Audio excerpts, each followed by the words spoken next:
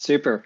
So welcome to the first of two pre-events for this year's NASA International Space Apps Challenge Hackathon in Seattle. We're putting these on to get folks ready for what is the largest space data hackathon in the solar system. It's Space Apps. It happens every year. It's led by NASA, and it happens around the world, 250 locations plus 26,000 hackers last year. This is Space Apps' 10th year, and I believe Space Apps Seattle's 7th year. And Joe Devlin, who represents Space Apps Tacoma, is on the call with us, and it's Space Apps Tacoma's first year. So we put this program together to help folks understand what Space Apps is all about and how to get the most out of the weekend. So let's move to the next slide. What is it? Oh, sorry, our agenda. We'll be talking about what it's all about, tips for the weekend. We've got a panel discussion with former global nominees from Space Apps Seattle, as well as one of our judges. And we'll spend some time networking at the end. Hopefully folks can start thinking about projects and people they want to work with, challenges they want to take on, and be ready for the big weekend, which is October 1st through 3rd. If you have not signed up for the hackathon, please do so right away. It is an amazing experience. If it's your first time, it could very well change your life.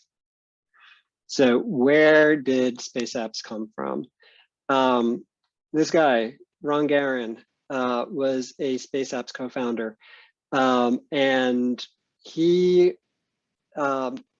basically took his overview effect experience as an astronaut. Astronauts often report this, kind of sudden opening of their minds about what the Earth is, a sense of awe and a sense of purpose that comes from seeing our planet from space.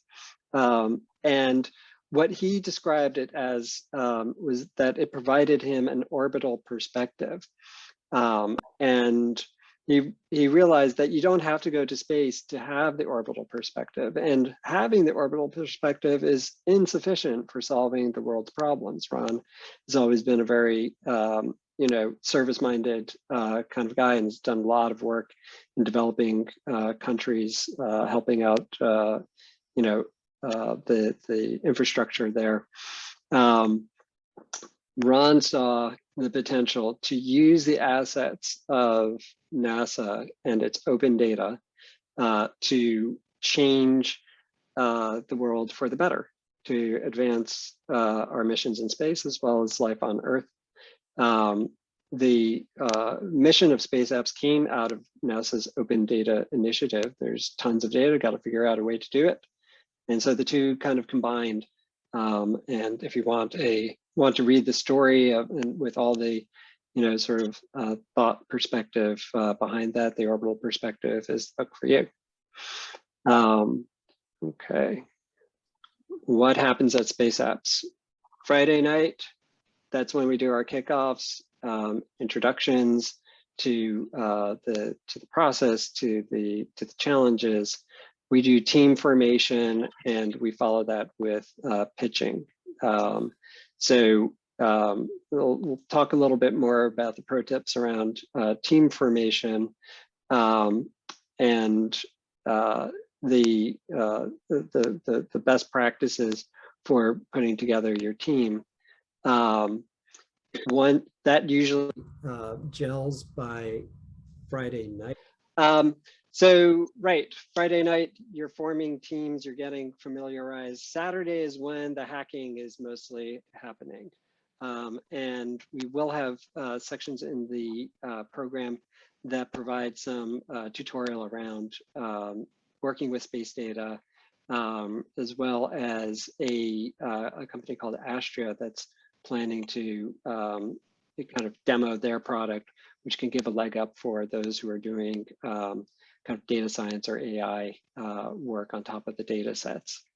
On Sunday, that is when you will transition from hacking mode into your presentation mode. We've got a speaker that will be joining us on Sunday.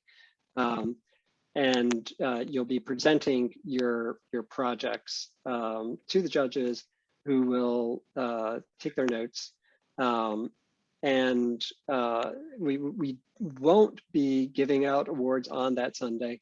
What happens is that by 11:59 p.m., you've got to have your project submitted. In theory, you could actually join Space Apps, form up a team after all the presentations are done. If you get it submitted by 11:59 p.m., you're still in the running. Sunday, October 10th is the point by which we will have judged all submitted projects and announce our local award winners and our global nominees. So the global nominees are the folks who are advanced to the next judging round, beyond Seattle, to the bigger pool of nominees that NASA takes a look at. All right, moving on. So some pro tips before you go to the hackathon. Review the challenges and resources. The link there on the Space Apps website goes to the challenges. This year, the theme is the power of 10. There are 28 separate challenges. They are not categorized as they had been in the past, but you can filter them based on things that you are interested in. So if you're interested in doing something that is a game kind of challenge, you can filter for that, or VR or AI or science or education. You can use that to narrow in on the project that might be interesting to you. On each challenge page, you will find resources that NASA has pulled together to give you a leg up on creating your project. This year, because it is the 10th anniversary, there are 10 space agencies that are contributing data. So you'd be working not only with NASA data, but with data from the Canadian or French or UK or Japanese space agencies. There's a lot going on. You should be thinking about some ideas, right? It's perfectly fine to go in cold on Friday night, but if you're looking at the challenges, get some ideas, and also get some friends. Start forming your team now. We'll have a little bit of time later for folks to connect. We've been doing connection kind of things in our Space Data Hacker monthly meetup that we've been conducting since April. But it really is a good chance for you a good idea for you to kind of come together with a little bit of a core of a team, and maybe add people onto your team when you're actually at the hackathon. Another great idea is come next week, this time, we'll be doing a space data hacking deep dive. And you should also check out the YouTube collection that NASA has put out, their virtual boot camp. If you can't make everything, or even if you can, take a look at it, because it's full of information that can help you get the most out of your weekend. Any questions so far?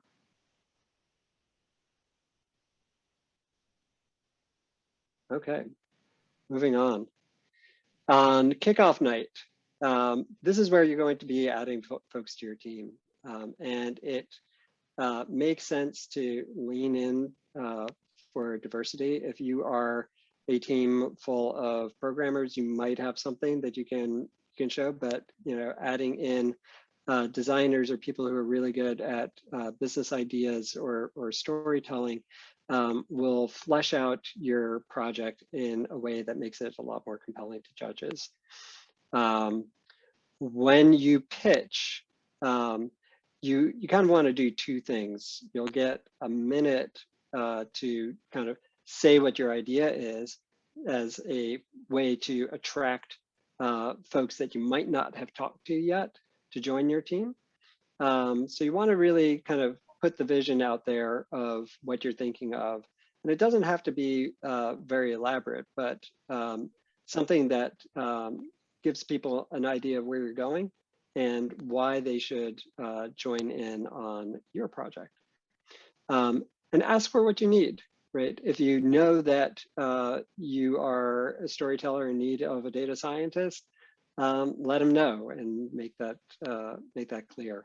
This is always something that is important throughout the weekend, is to raise your hand, get help, ask for what you need, and leverage your fellow hackers. And also be flexible. You could spend time looking at a challenge that's really interesting to you, but you can't attract folks onto it. Pay attention to what other people are doing, pivot, choose something that makes sense for you and is actually achievable within the weekend. It is a full weekend, but it's not a heck of a lot of time. So, if you decide that you need to move to something else, there's no shame in that. When you're hacking, like I said, reach out for help, manage your flow. You're going to find yourself getting into the zone both with your teammates and individually. To keep that rolling, it's important to take breaks, step back when you're blocked, move around. There's a temptation, especially since we're all online, and there's no breaks that we're enforcing, saying, hey, everybody, there's food here, or come get coffee, or we're having a talk. Get up, walk around, get the blood pumping. It will keep your brain active and it'll keep you moving. And sleep. One of the things that doesn't look so good is when you roll into your presentation and you can't do your presentation because you didn't sleep at all the night before. I think there used to be a very hair shirt kind of attitude with hackathons that it's not really a hackathon if you sleep at all during the weekend. But you will get better results when you do the right thing for your brain and for your body. Pivot, again, you might find that you need to do it when you least expect it, but don't quit, right? Keep moving, because you deserve to be seen on Sunday. We've got a great judging panel, and your ideas are important. And then when you're presenting, we'll go into this. This is my little slide that I present at the hackathon on Saturday every year. The 240 seconds of glory. You've got 4 minutes to make your presentation. Judges will ask questions for about a minute. We do try to keep our time so that we give everybody a fair shake, and folks can go home at an appropriate hour. And the important components of the Space Apps, Perfect Space Apps presentation is grabbing attention first and foremost, establishing your authenticity, explaining who you are, right, and what makes your team special, showing your passion for what you're doing. And then moving on to creating empathy for the problem that you're trying to solve. Why is this important? Who are you doing this for? And what's the opportunity that you see, particularly if it's a business opportunity. And then you move from describing the problem to describing your solution, right? What's your idea? Why is it innovative? How does it work? How would you use it? How would other people use it? And then demo. Your demos can be something that you do live. It could be something that you recorded on video. But the more compelling the demo, the bigger the impact that you're going to have in your presentation. And finally, look toward the future. You've come through the hackathon, you've produced this wonderful thing. Where could it go next? Where do you want it to go next? Just talk about our judges and our speaker. We are fortunate to have Robert Kahn from Black Sky, Casey Dreyer from the Planetary Society, Dr. Elizabeth Frank from First Mode, a space and other things consultancy based here in Seattle. Ray Ramadorai from Blue Origin, maybe some of you guys have heard about that company. And Dr. So-Yeon Lee, the first Korean astronaut. It's always so cool to have an astronaut at Space Apps, and we're so thankful to have her and all of these judges involved in our program this year. They are all from the Western Washington area. Rachel Lyons, though, is Executive Director for Space for Humanity.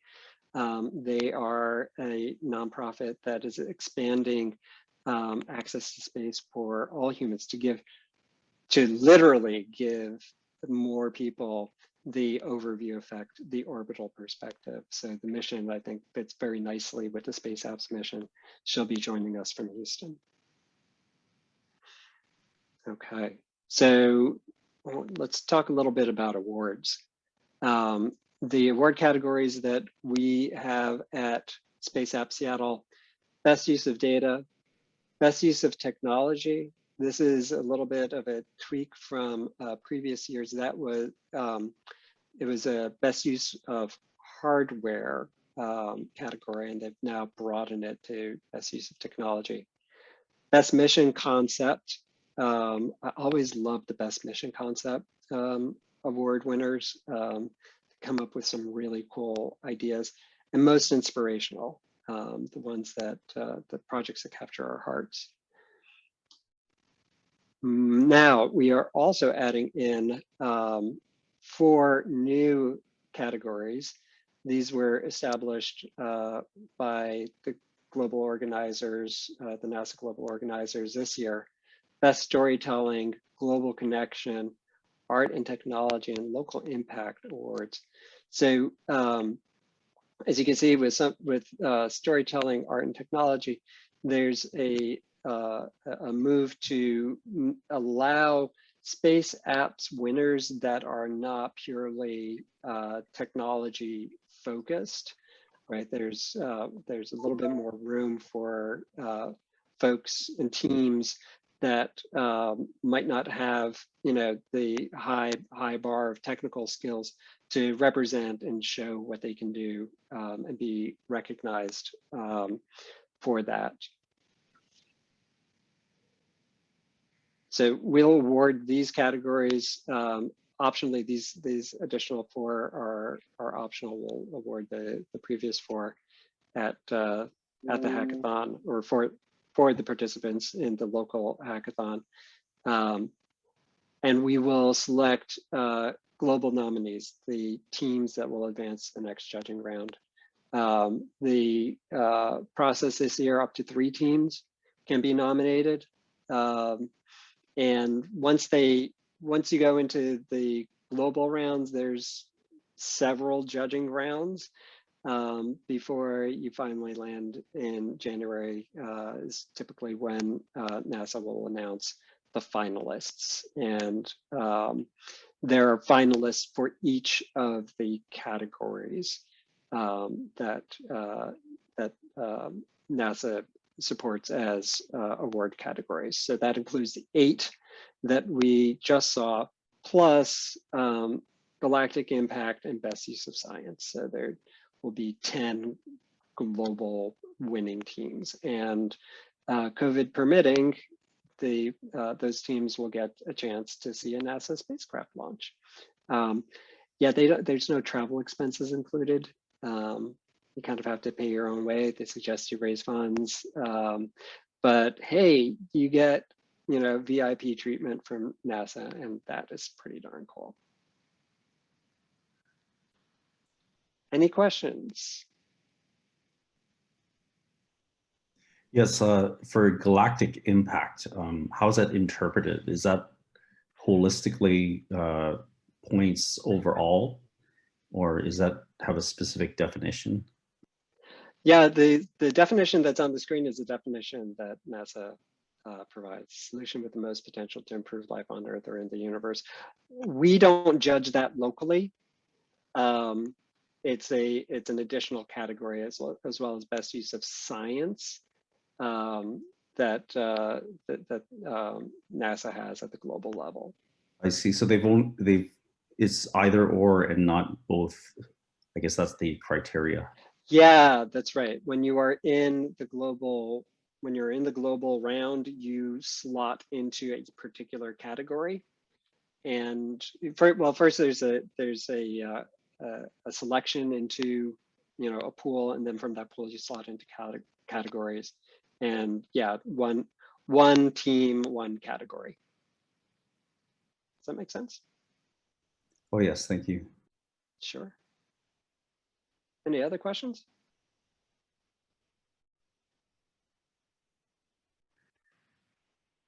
Okay. So then, well, hacking is great. The hackathon is wonderful. Do you have to win an award? No, you don't have to win an award to win at Space Apps. I think that's the most important thing. It's a chance for you to connect with amazing people, to connect with a mission that is global and it is really kind of like the best of humanity coming together to do really cool stuff with really cool space agencies. The important thing is to learn, right? Do something new and connect with each other and have fun. You'll come out the other side with an award or without an award, with an amazing experience. And don't stop after the hackathon.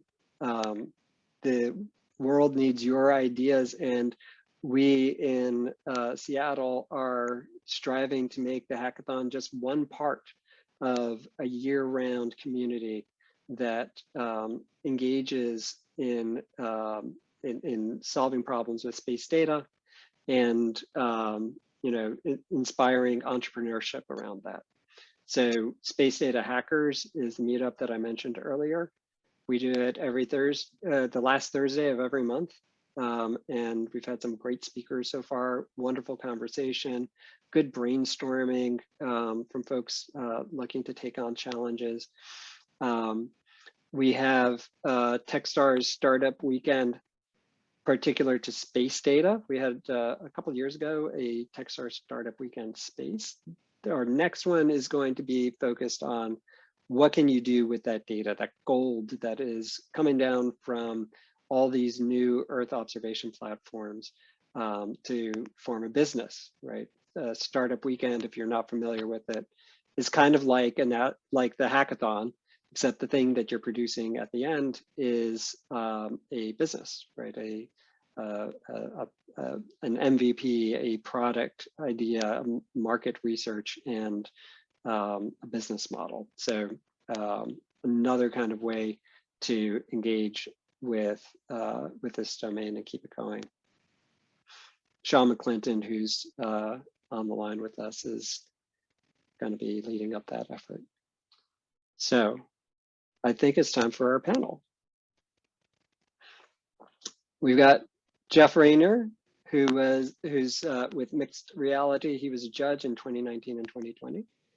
Abhi Banerjee from SEAL Team 404, kind of famous amongst hackathon teams. They were global nominees in 2018 and 2019, and were semi-finalists. They were in the top 5 in the best use of science category in 2018.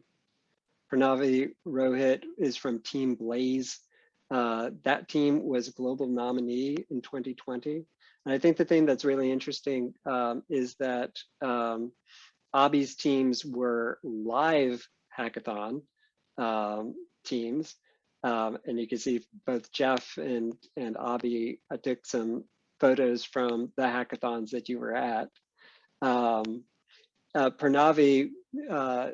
her hackathon was virtual. So I think there's a great opportunity to explore some of the differences and some of the ways that you kind of have to roll with the punches in a virtual environment, but also some of the core similarities between Space Apps in person and Space Apps virtual. And our moderator is Sean McClinton, president of Space App Entrepreneurs Seattle, who always does a great job moderating panels like this.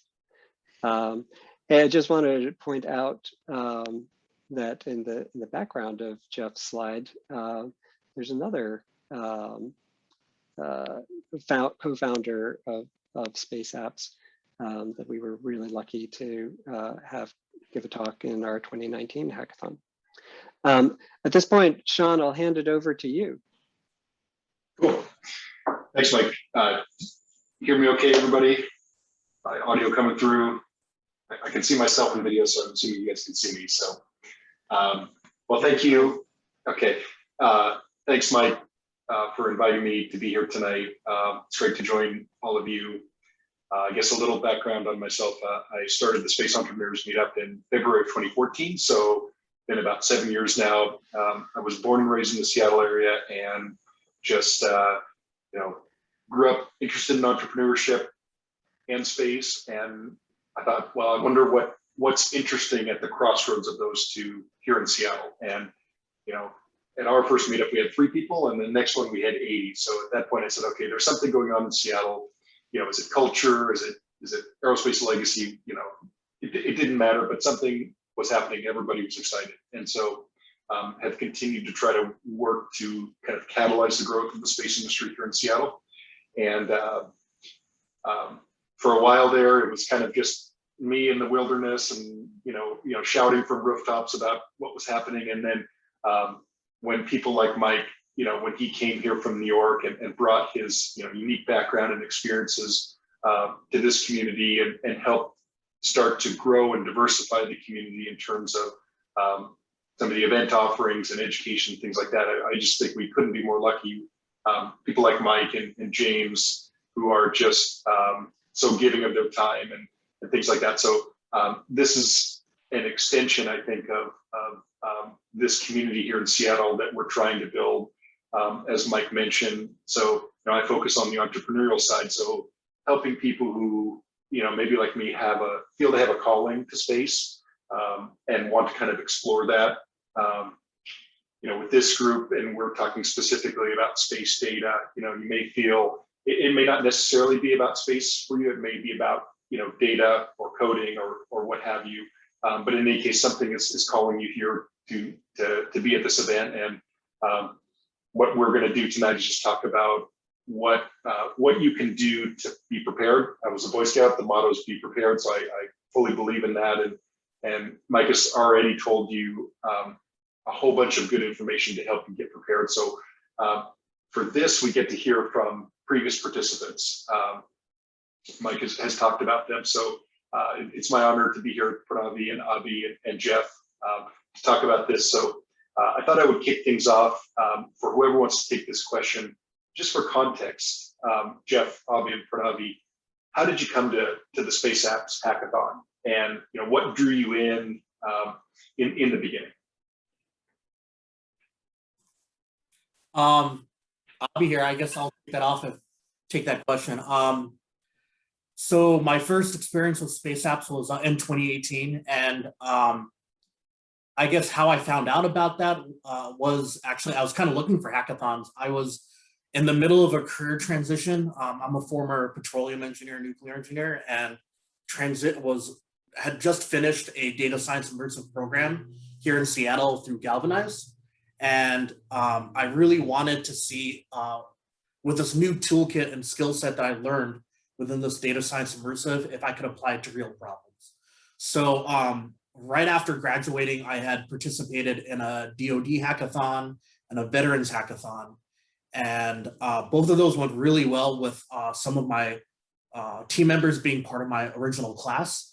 And I was looking for our next hackathon, and I saw NASA was the weekend right after our second hackathon. So although we were a little bit tired from the weekend before, we kind of just got together and went for it. So that's how I learned about the NASA hackathon, and the rest is history, I would say. Yeah. That's awesome. Jeff? And yeah, sure. I've always been interested in space, but I believe originally in this case, it might have been the oracle of all space connections, which was Stan Scholl, I think, that introduced me to actually getting involved. I may be wrong on that, but I'm pretty sure he is Mr. Connection. And if you don't know him, he's in the crowd here somewhere. But he knows not only every single stat about space, but also every single person who's involved in space. So definitely someone to get connected with. He is an oracle unto his own right. And I've met many of the crew here in many different events as well.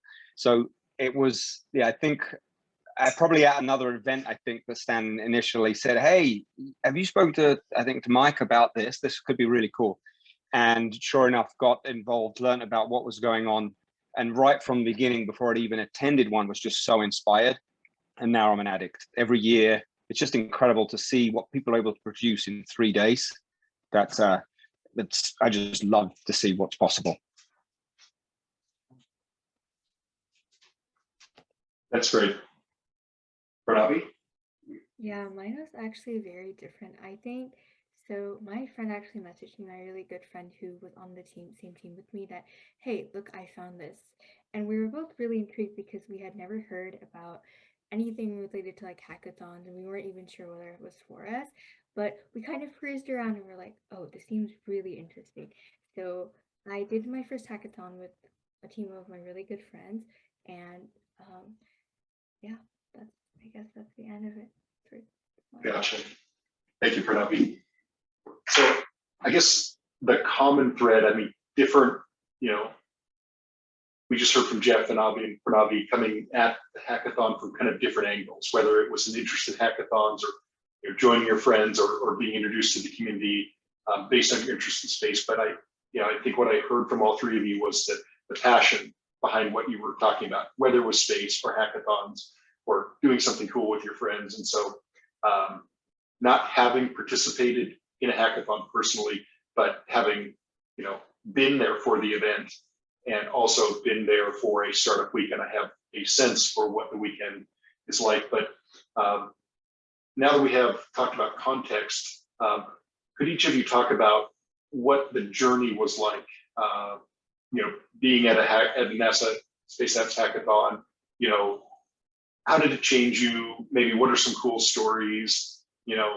Beyond just what drew you there in the initial excitement. What was the journey like from a high level?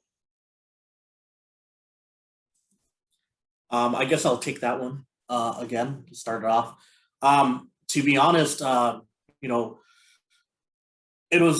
this was the third hackathon we had done within a month. So by that time, I was starting getting into a groove of how to approach hackathons, and I had some very similar team members, so I was quite comfortable. But at the same time, just the branding of NASA being involved in this hackathon was a little bit intimidating, right? Because compared to some of the other hackathons, I was expecting I remember walking into the intro kickoff event, and Michael was, talking about certain things. And I sat down to two random people, and to my right, there's this PhD in biochemistry, PhD in physics, the theoretical physics, and their friend a PhD in aeronautical engineering, and I'm sitting there just had transition careers in less than a year, and I'm sitting there, holy crap, this is a whole different league of genius that is approaching this. So it was, yeah, very intimidating at first, but taking a step back, and then like after you meet a lot of people, after you get over that like quote microcosm of imposter syndrome or whatever you might have, and actually start meeting people, forming your group, and then just getting down to brass tacks of what you want to formulate as an idea for presenting at the end of it, then it just comes, it just comes down to working together as a team and really focusing on the problem and the solution. So I think overall it was a great experience, and I think Michael, touched on this many times.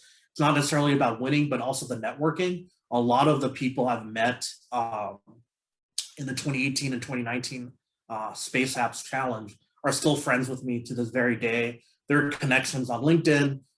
They give me job referrals and everything. So it's a very strong network. So there's a lot that you can actually gain from just participating. That's awesome. Thanks, Avi. Pranavi? I could add to that. Yeah, I think doing the hackathon was one of the most rewarding things I've ever done. I think even up till now, I really feel like joining changed the trajectory of what I did in science and how I pursued some of my interests in it as well. Like we said before, like with the whole varied team, some people on your team will be designers and some people might be programmers. I joined my team as a designer. I worked a lot on my presentation, and though I was involved on the presentation, and though I was involved with the coding and I understood what was going on, I didn't do much in that vein.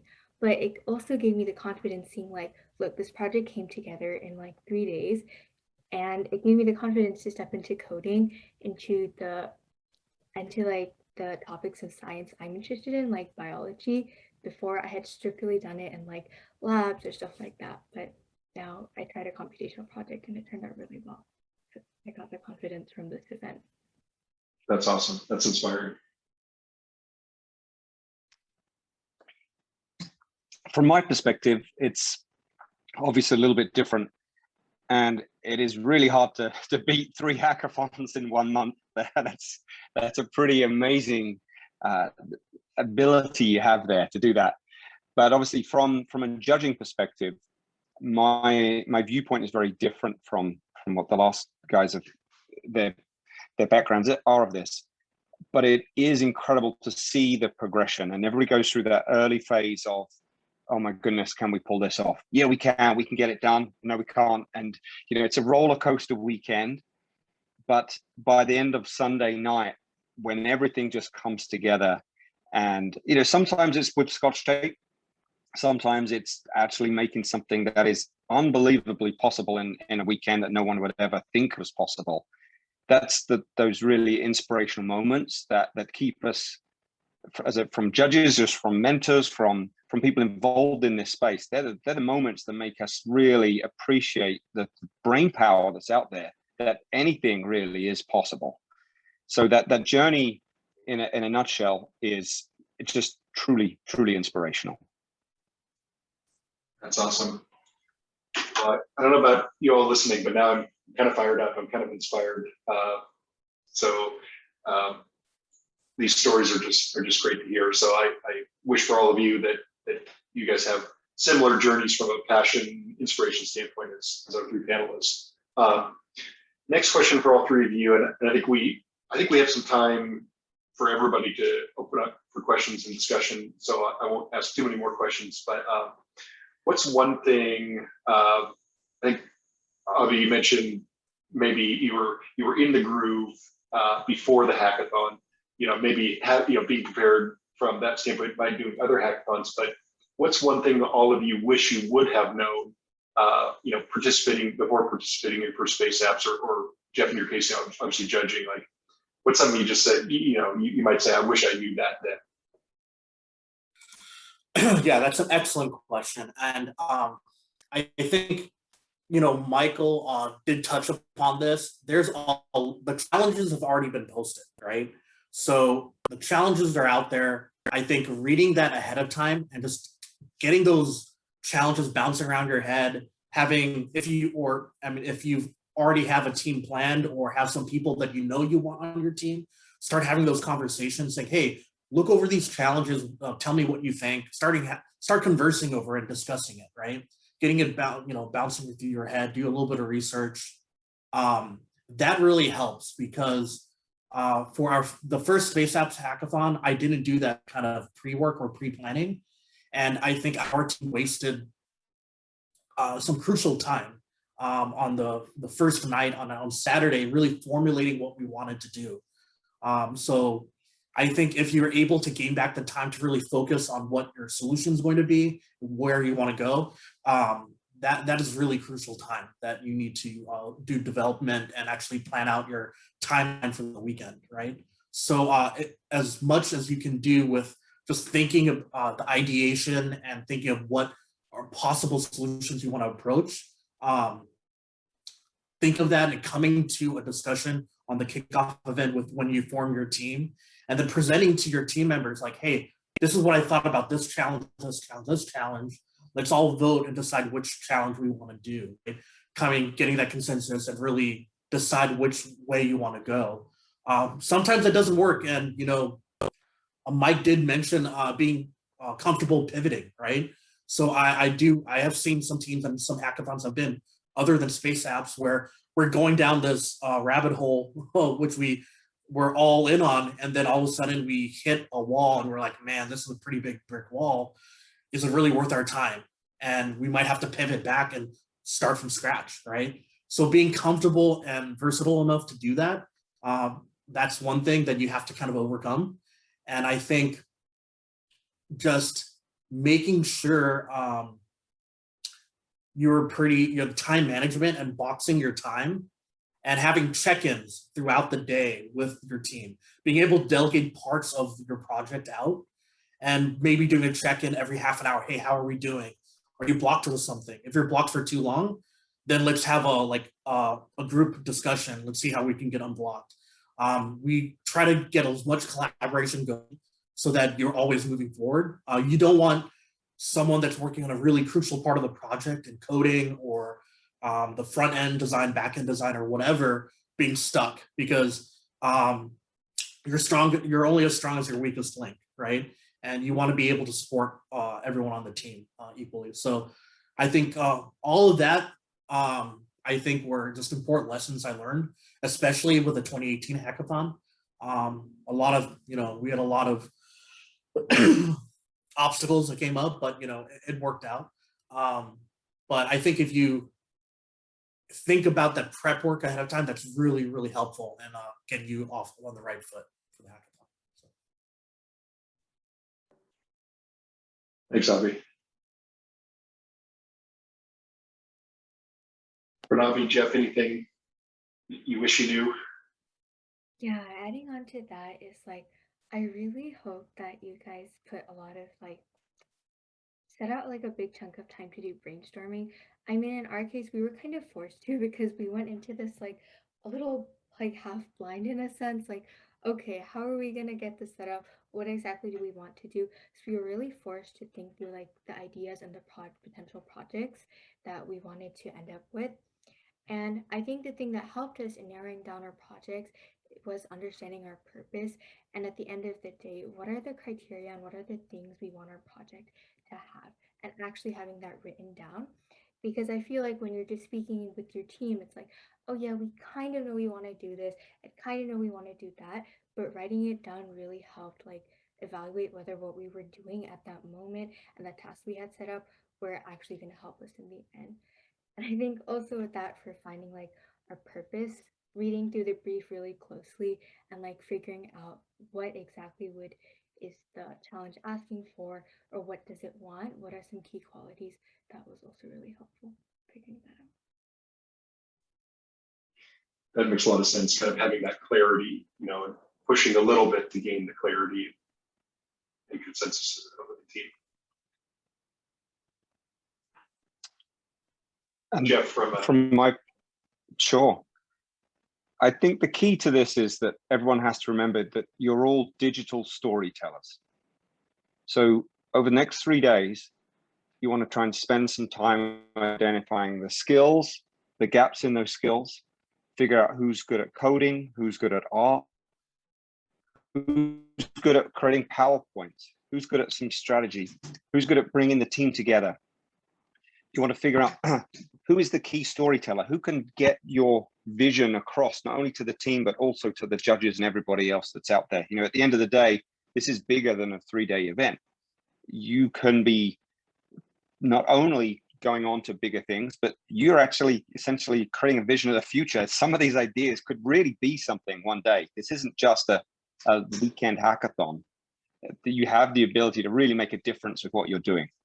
So before you get started, make sure you strategically plan.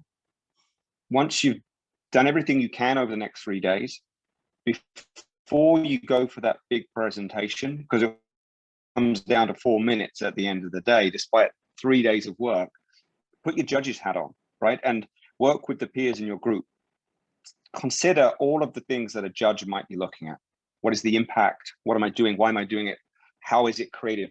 How can I validate that what I'm doing or what we are doing is actually going to make a difference? Why is it relevant? And then similarly, how can we present all of that complicated stuff in 4 minutes and make sure that we hit it? Every now and again, you will see people that want to run long and we can't do that. So try and condense that down to essentially about 3 minutes, knowing that you had a few words here that's going to make it 4 minutes. But get that message down, simplify it, and make sure everybody understands it as an easy way as possible. Then finally, before you do that presentation, what is it that's going to make your presentation, your solution, stand out from everybody else's? There's a lot of really clever people that are taking part in this. What can you do that makes yours be memorable? And finally, no matter what happens after these 3 days, please don't stop. Keep trying. I think Mike mentioned this earlier. It's more than just these 3 days. You guys really are creating the future with these ideas. So keep being inspired and keep inspiring others. What you're doing is amazing. Please keep it up. That's awesome. Thanks, Jeff. So I heard things like simplicity, clarity, impact are things, and preparation going into it can help with a successful event. And I think Avi, you said it's not just about winning. I mean, of course, winning is the goal on some level, but the networking benefits and kind of the life impact that you all have been talking about are just as meaningful, if not more. So I guess Jeff and Avi, you have both participated in multiple space apps hackathons, and for Avi, I don't know what you're planning for this year, but if you think about participating again, if you aren't, say already registered, but Avi, you've done a number of hackathons, but specifically for the NASA Space Apps Hackathon, Jeff, Avi, Pranavi, what has brought you back? You mentioned all the stories, but what's different, or what are you looking to do that you couldn't do maybe in year one that led you to come back to try again? All right, I'll go ahead and start off with that. So I think part of it is an addiction to hackathons, probably, that I have. To be quite frank, why I started doing hackathons was kind of a dual purpose, was to prove to myself what I learned from my data science immersive. I could really apply to real life problems and create proof of concepts. But at the same time, what happened at my first hackathon, at the DoD hackathon, our first hackathon, we didn't win first place or anything. We won second place in the data science track. But right after, recruiters came and talked to us, handed us their cards and stuff like that. And we were all looking for jobs. So it was like hitting two birds with one stone. Why not keep on iterating on these hackathons and leveraging that with our job search? I mean, meeting recruiters at these events and kind of showing them like, hey, this is the skill set I have and this is what I can produce, right? This is how I can solutionize and solve this problem. And I think that's the most meaningful way to articulate your skill set to recruiters and potential employers. So that's kind of why I liked doing hackathons. That's one version of it. The second is just the energy behind it, right? It's contagious. You're around so many brilliant people with great ideas, and they come about tackling a solution in so many creative ways that you might not have thought of. That's what's really appealing to me, is to being able to interact with all these brilliant people and learn from them too, right?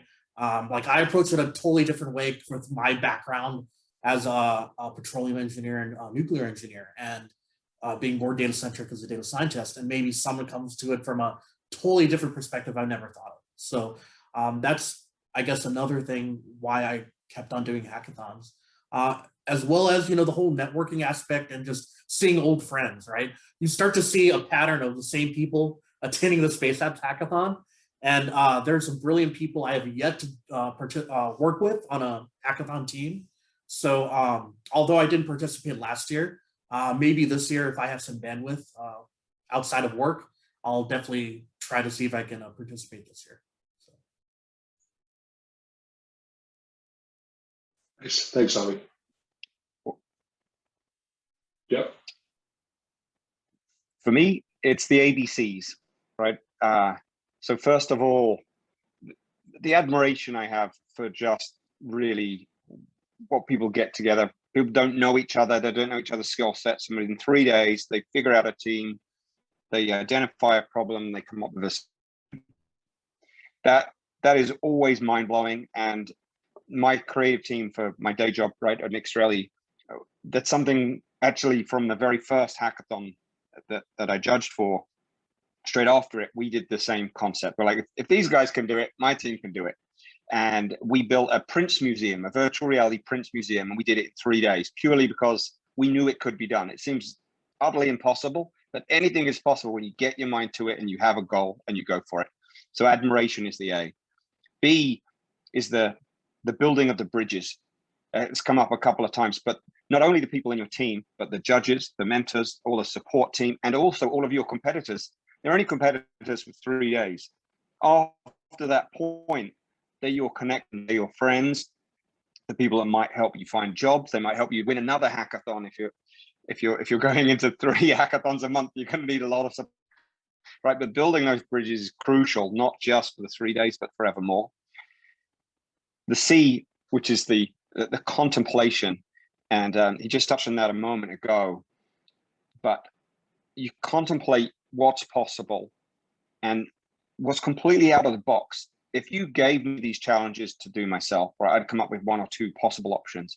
But it's amazing to see what these teams are able to do to spin it in a certain way and think of something that I would never have thought of in a million years.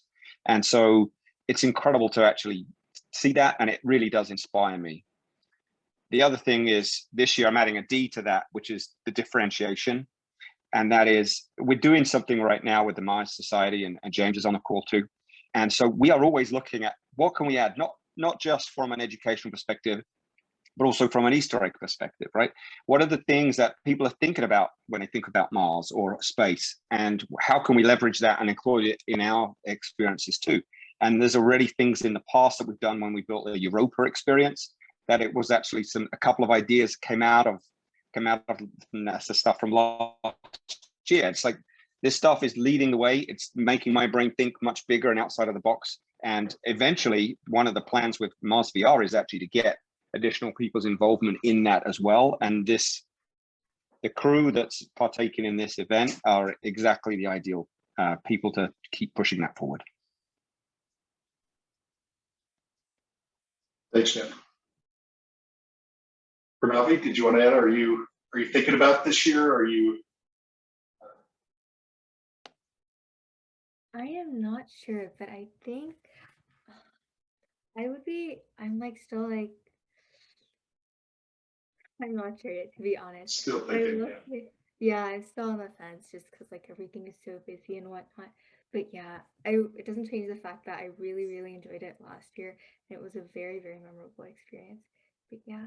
Yeah. So, Fair to say that when time allows, you will come back. It sounds like. yes. Yeah. Well, that's great. So I guess transitioning from experiences at the hackathon to tips for success, what skills would you say, those could be hard skills or soft skills, whether it be time management or specific programming language or design skills, what skills do you think help you the most be successful? I guess for Navi and Avi, more for you. Jeff, when you think about what skills do you think helped a team be successful in a Space Apps hackathon?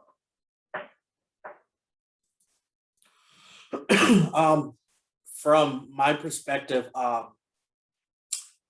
so I think having a good, I think after you've kind of formed the team, and while you're forming the team, if you have in the back of your head of, what type of challenge you're going for, you can kind of determine what type of skills that you'll need to approach that challenge. And then kind of either recruiting for that, for other members to fill those needs, but having a good balance, like Jeff mentioned, at the end of the day, it's 3 days of hard work, but then you have to present all your hard work within 4 minutes, right? So you have to have a good balance of, the IQ with the EQ, right? So that soft skills and technical skills, you need to have at the end of the day, that person that can present and articulate all the work you've done in 3 days in a meaningful way and develop a story around that storytelling aspect, right? So I think the slide that Michael showed, the 240 seconds of success at Space Apps, that's an excellent way to approach this, is being able to define what connects, what connected you to the solution personally, why were you invested in it, being able to do that is definitely helpful. So beyond that, I think I also did some extra work. They actually announced the judge panel ahead of time. So I kind of scoped out the LinkedIn profiles of all the judges to kind of get an idea of what their background was. Just because, I do that for every hackathon. This is just a technique I use to determine how technically proficient they are and compared to soft and technical skills, and how I should, knowing your audience when you're presenting is an important thing. And that's one way to kind of surveil your audience and understand. So I definitely stalk them on LinkedIn, so to speak, ahead of time, just to frame my presentation in a way that is meaningful. But I think beyond that, after having the good balance of soft skills and technical skills on the team, really time boxing what you're working on is very, very important. If you really think about, you have 3 days to do this, and they're not expecting a polished product that's going to start selling out in the marketplace, right? That'll be a pretty hard thing to do in 3 days. And I'm not saying it can't be done, but it's pretty hard. So really time boxing what you are wanting to present. And if there's stretch goals that you have, definitely present that in your presentation, saying that, we had constraints for the schedule, but our next steps to progress this idea would be this. We want to do this. We want to validate this data set. We want to validate this machine learning model in this environment or whatever.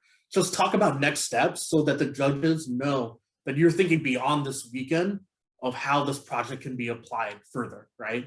And having that kind of perspective too, I think is important to show how serious you are about tackling this challenge. So yeah, I think those are the 3 or 4 skills I think that are very important. So. Great, thank you, Avi. I definitely agree for the presentation thing. I feel like people can overlook that, especially for us. We were like, oh, we'll just get the coding done and then maybe we'll work on like the presentation is secondary. But one of my team members was actually like, no, you can't do that, because your presentation, it's not just about the end result, it's also about the formation of your project and how it's all coming together. So what we found like worked for us was actually having 2 people working on the presentation and then 2 people working on the coding. So while the coding updates happen, this translated directly into our presentation. So that was, though it's not really like a skill per se, more like a technique, I would say, again, emphasis on presentation and having someone on your team or even more people on your team who can really pull that together and make it cohesive would be really good. because I'm sure programming is like already like another big skill that everyone is probably looking out for.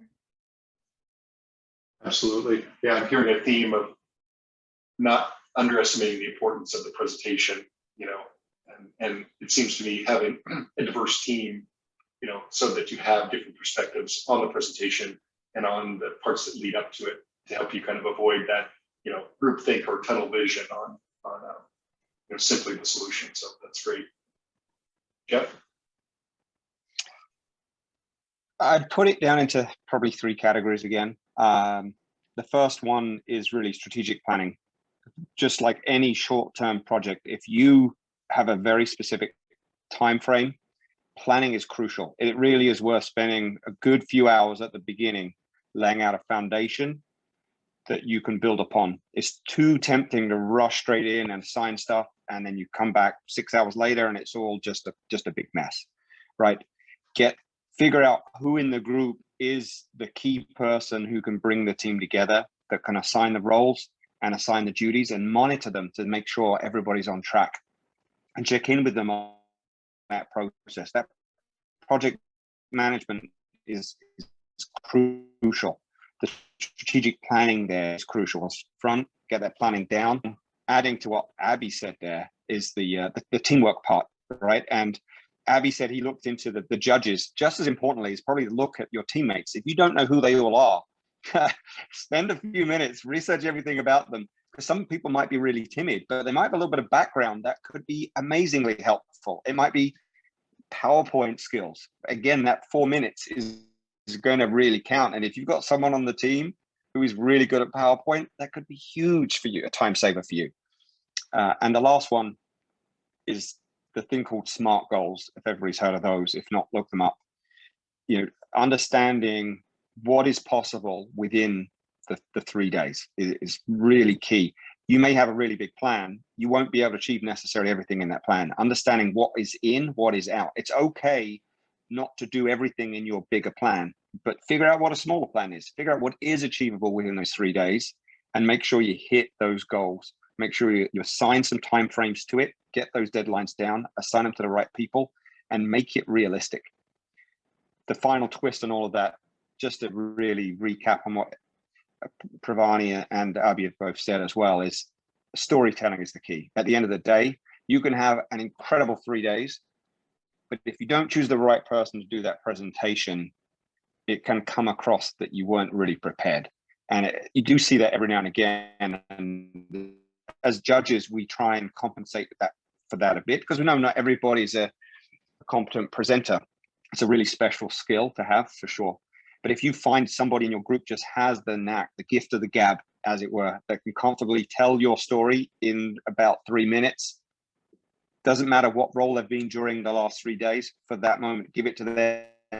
Do it as a team, right? You're allowed to do that too. But just make sure you get your message across as super clear as you can, because that will be the differentiator for you. Great. Thanks, Jeff.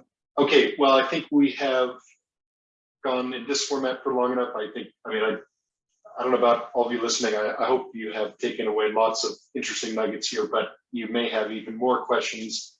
So you're in luck now. We will turn it over to audience Q&A. I think Mike has something to add, but just real quick, it was a pleasure talking to all 3 of you and hearing from your valuable perspectives. Yeah, I wanted to point out Michael Patrick, who's on our call tonight, longstanding member of the Space Apps Seattle community, has been at every Space Apps Seattle that I've been to, and opened it up for him to answer provide some of the A's for the Q's that might come up this evening. Joe. I've just run across, and I probably am going to get the acronym wrong, but the file format HDF5, and I've been reading a little bit about it, and I see that there's some Python libraries for messing with it. I was wondering if anybody's had any experience with the HDF5 file format. Yes.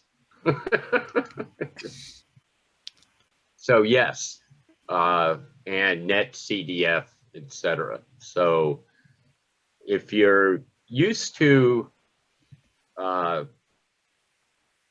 would be the term? Straightforward file formats like JPEG or TIFF, the HDF and NetCDF and these other file formats have a lot more organizational characteristics to them. And the reason they're used for satellite imagery and all sorts of other data is they're very, very flexible. In other words, you can have as many layers as you want of different resolutions, and some of them act like actually giant arrays, in the sense that a given pixel might even reference another bunch of data. So that's probably the first characteristic that I would say about,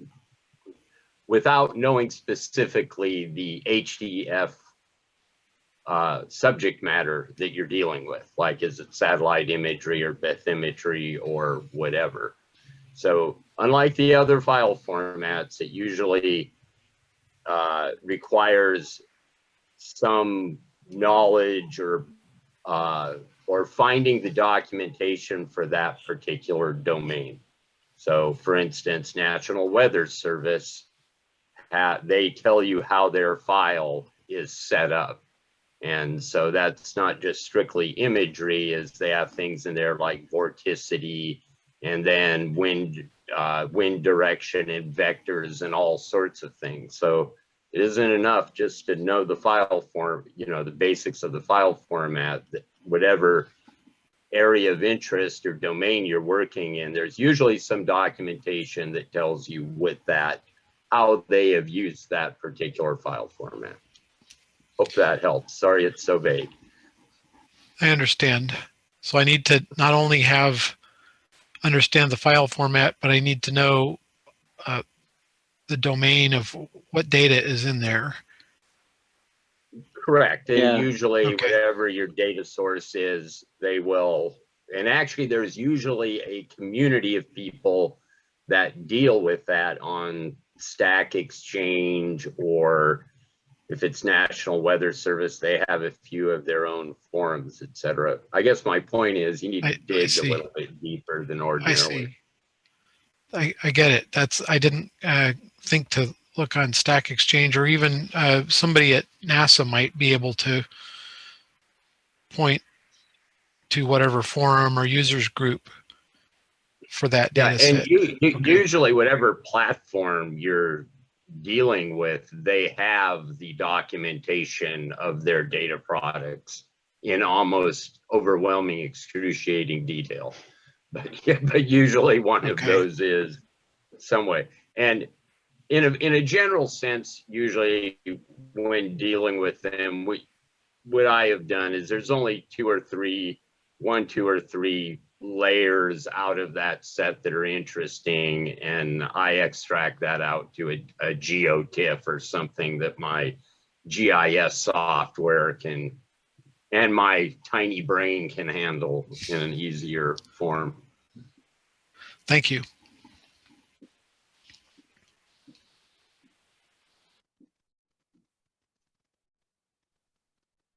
Okay, I'm gonna put my screen back on just for a minute so that we can start just hitting the last couple of slides here. Tonight, well, we've got a few folks left. We can keep going as long as anybody wants to keep going to connect and chat. Thursday next week is Hacking with Space Data, our second one. Friday, October 1st, it is Space Apps. You can click on spaceappseattle.org to get to the links to sign up for all the good stuff that's to come. So with that, I'll hand it off for any networking chit chat. I'll stop the recording And don't forget, Space Apps is magic. Haven't registered, do it now. Hey, Michael, Yeah. before I sign off, thanks again for putting this together. It was definitely a great meeting to really share lessons learned and so on. I didn't see a link to the Space Apps Seattle Slack channel. Or is that somewhere in the presentation for people if they want to start team formation on the Slack channel itself? Yeah, we'll have that on the main website so that folks can get into it. Yeah. Cool, awesome.